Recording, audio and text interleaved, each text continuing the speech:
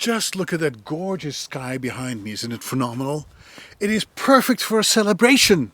But what are we celebrating today? Well, November 16th is Dutch American Heritage Day. But why? Well, on November 16th, 1776, a small American warship, the Andrew Doria, sailed into the harbour of the Dutch island of St. Eustatius in the West Indies. Only 4 months before, the United States had declared its independence from Great Britain.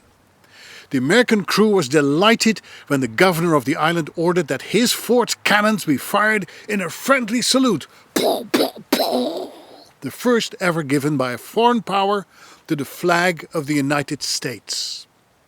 Right now, there are over 3,700,000 self-reported Dutch Americans in the United States, and I'm one of them.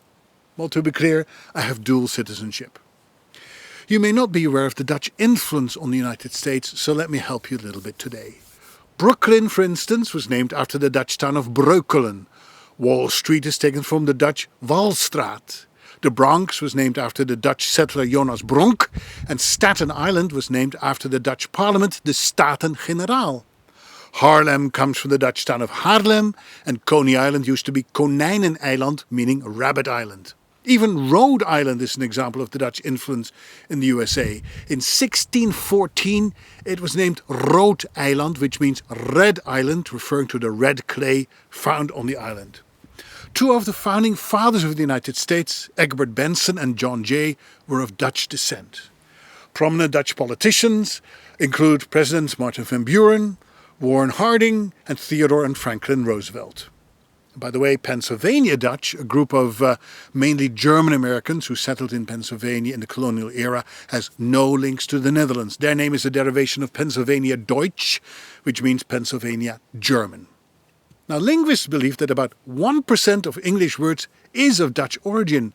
Familiar words like the, book, house, pen and street. In Dutch we say de, boek, huis, pen and straat. But words like boss, bamboo, bazooka, blister, bluff, booze, brandy, buckwheat, bully, bumpkin, bundle, buoy and bush are also Dutch. And that's just the letter B. Wikipedia has a whole list of English words of Dutch origin. Speaking of gin, that's a Dutch word too. Lots of American celebrities have Dutch roots. Thomas Edison, for example, Dick Van Dyke, Audrey Hepburn, Dick Van Patten, Henry and Peter and Jane Fonda, Eddie Van Halen, Bruce Springsteen, Whitney Houston, Rebecca Romaine, Famke Janssen, Chevy Chase, Tiger Woods, and of course there is me. Now, do I see myself as a Dutch American or as an American Dutchman? It depends on where I am.